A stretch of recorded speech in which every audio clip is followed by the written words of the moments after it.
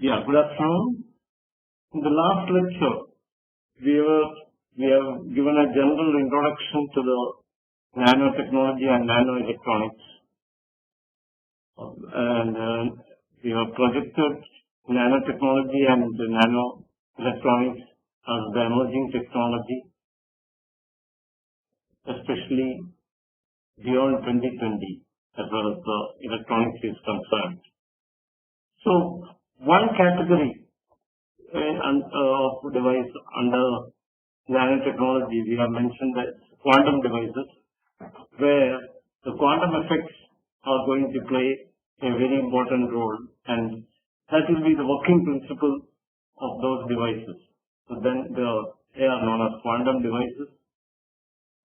Whereas in the case of CMOS devices, as the scaling was going on, we have seen that many of the quantum effects were coming into play, and they were a hindrance to the device behavior. Whereas in quantum devices, this quantum mechanics or quantum mechanical principles will be used for the basic working of the devices. So it is a classic case of joining the enemy and take advantage of it. So this category of devices may be called mesoscopic devices also. What is the meaning of what is mesoscopic? See, their sizes are in the nanoscale, but there will be a cluster of atoms or molecules, and they can go up to measuring micrometers. The lower limit could be in the of individual atoms, and the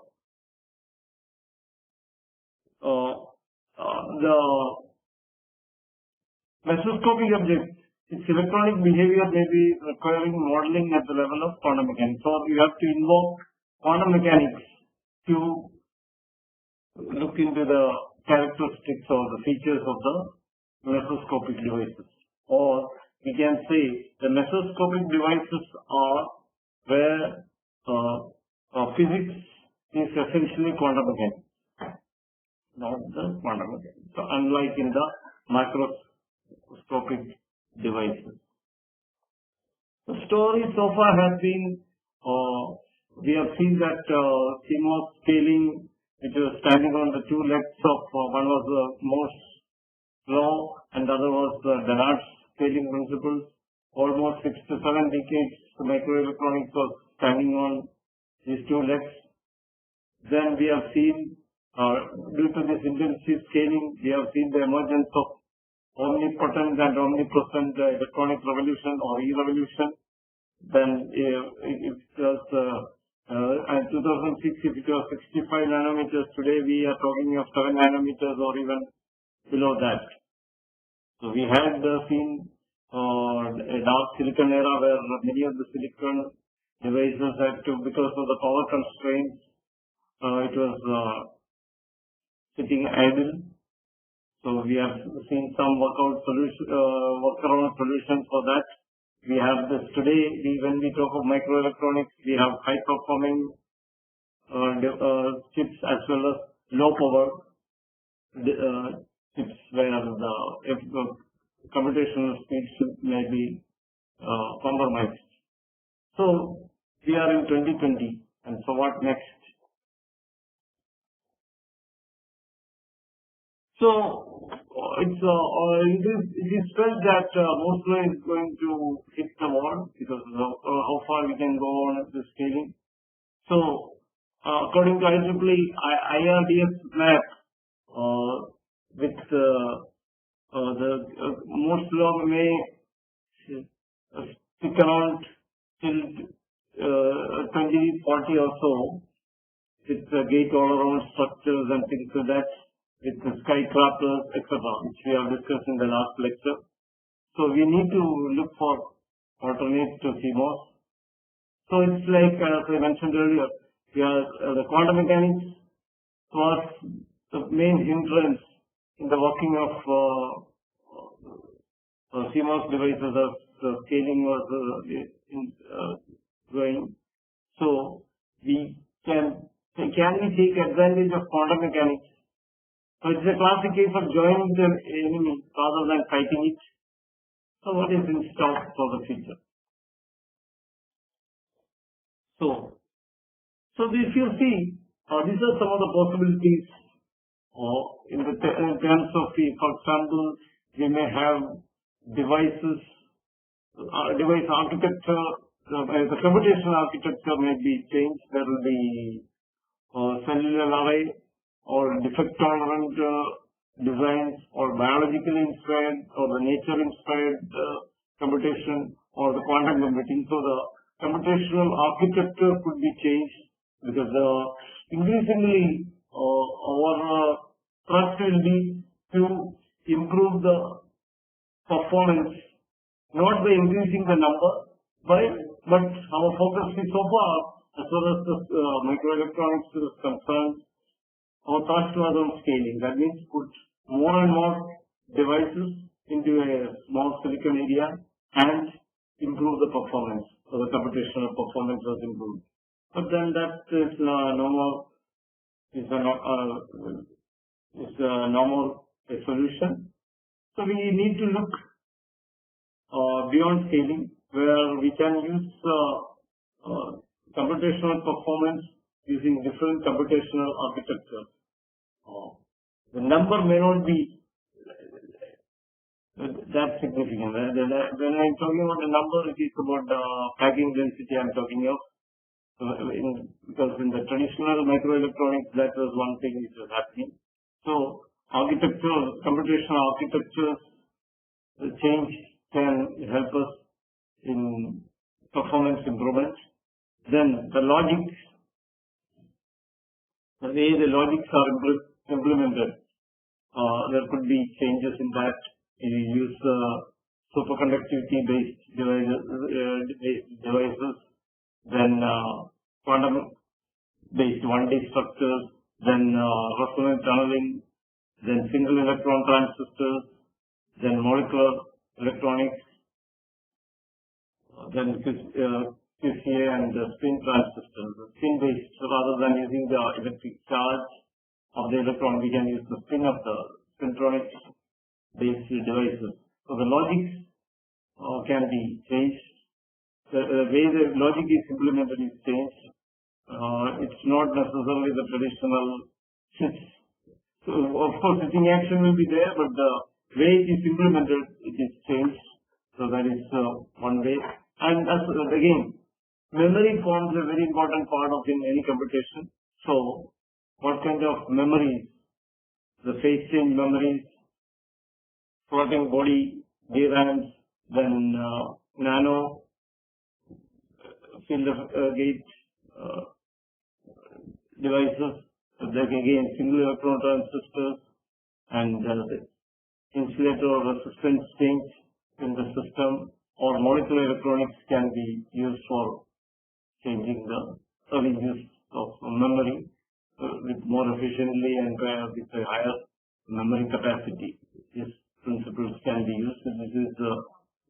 These are some of the areas where the work is going on. Then we have seen some of the non-conventional or non-classical CMOS, like where we have enhanced the transport of the carriers by ultra-thin body, single gate, then source drain engineer, because typically we were talking about the strain silicon, then multi-gate field effect transistors.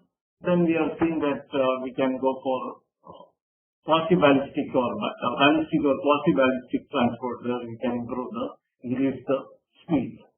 So these are some of the devices, the research efforts are going on to go beyond 2020, to take electronics beyond 2020. So here we have come across some terms in the last slide. So I briefly discussed about them. Cellular architecture.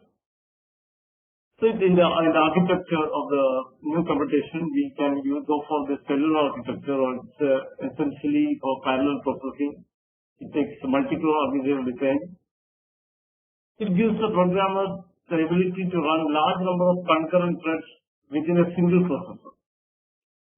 In this, each cell is a computer node containing thread units. That means they have the memory as well as the communication things are available in that.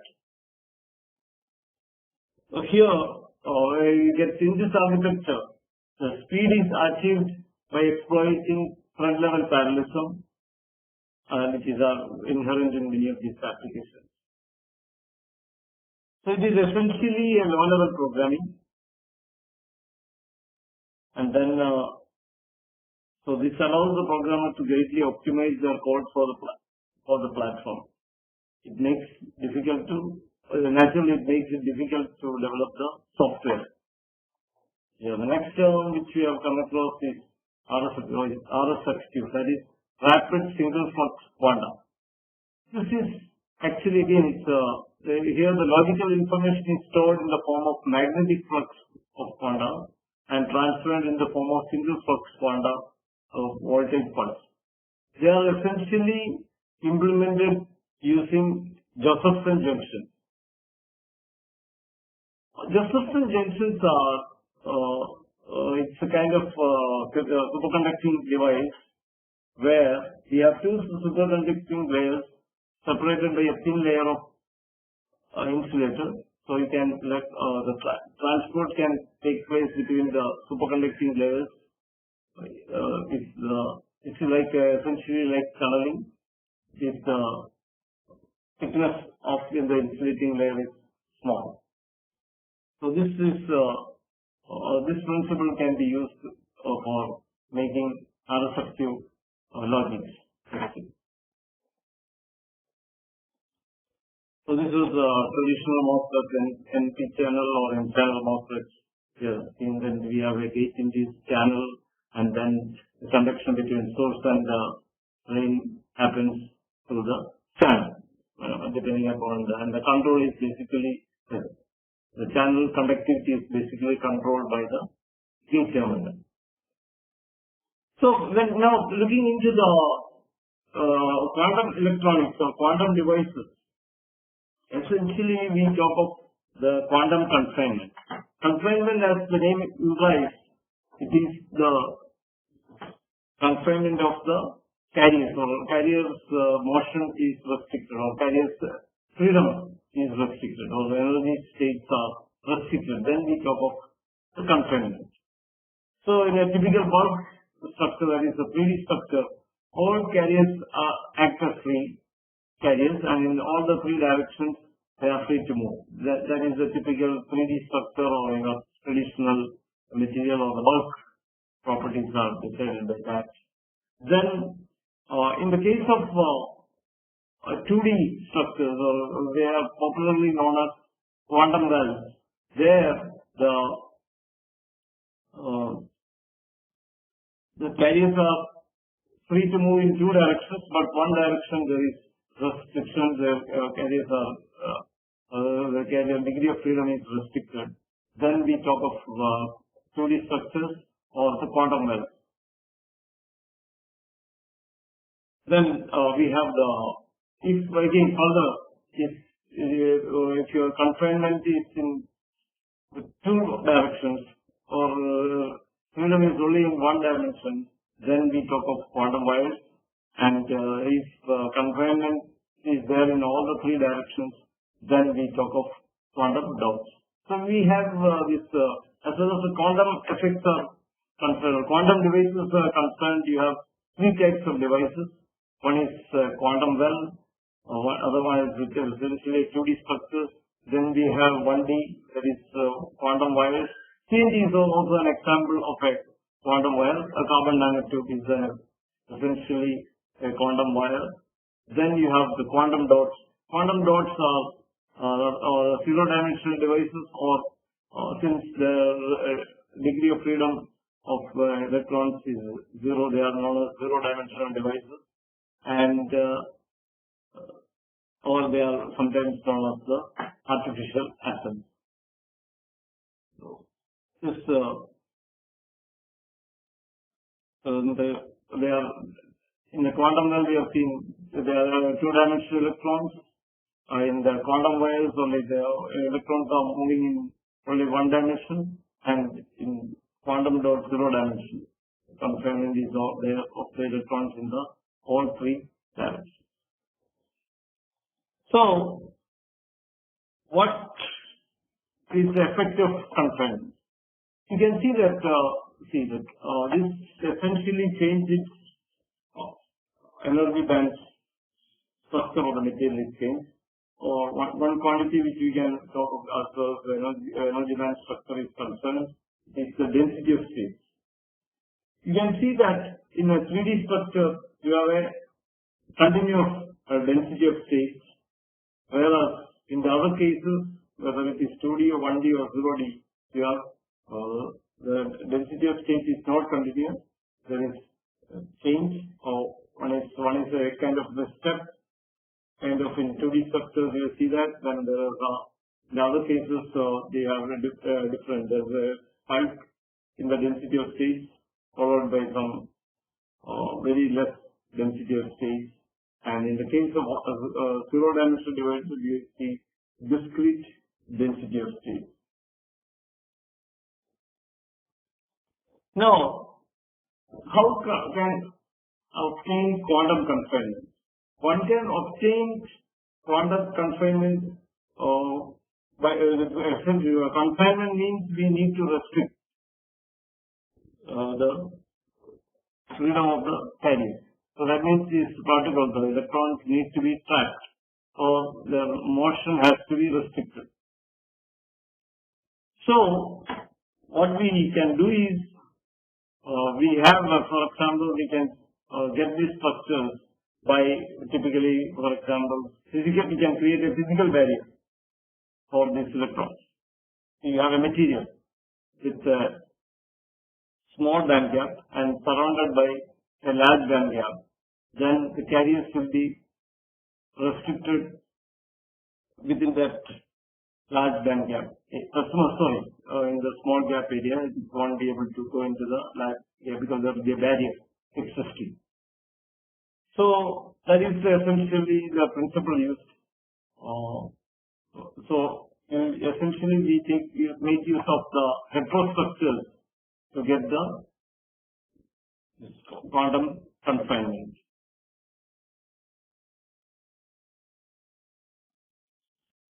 So the important thing about this is you can, by engineering the confinement, you are changing the energy band structure of the material. By changing the energy band structure of the material, the application for which they can be used also change. For example, earlier days, we were at the mercy of nature to get a particular material for a particular application. One example I would like to mention here is the gallium arsenide. The first generation of optical fibers. Gallium arsenide is one of the most prominent material for making light source, LED or semiconductor lasers. Then we have the optical fibers, and then we have a photon detector or a photodiode which can detect the photons emitted by the gallium arsenide, LED or semiconductor laser. Now the trouble was the optical fiber had the maximum losses corresponding to the wavelength of emission of the gallium arsenide. But we had only gallium arsenide with us during those days. So a lot of efforts have gone. We could not engineer the material that time. But today we can engineer the material according to the application. So for example, we want a particular band gap, we can engineer it and get that particular band gap. So it is extensively used in optical fiber communication. That principle is used in optical fiber communication. You use quantum well lasers, etc. to engineer the band gap, and then we can make devices using that. So this is one. So band gap engineering is possible with this quantum confinement. And again, we have seen that the efficiency especially in semiconductor lasers and semiconductor LEDs. The efficiency increased drastically if we take advantage of the quantum lens or quantum structure. So this is a kind of energy band structure we generally observe in a 3D material. So this is we are familiar with this. We have a conduction band, valence band, separated by the band gap and the continuous energy level. So this is essentially decided by the energy band structure is decided by the host atom and their interatomic distance.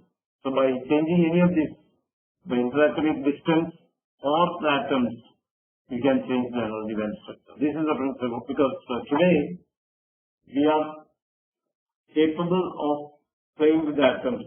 So you can keep atoms in a particular position and you can change in principle using atomic force microscope or using tools like that.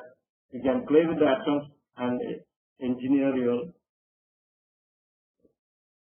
band structure. Similarly, by introducing confinement in the form of using heterostructures, you can control the band structure of the material.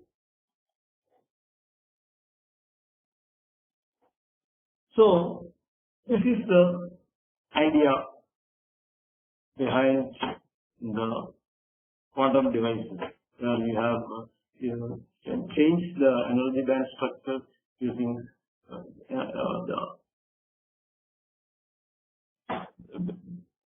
you can change the energy band structure by introducing electron confinements in 1, 2, 3 directions. So then which in turn can be used for various applications.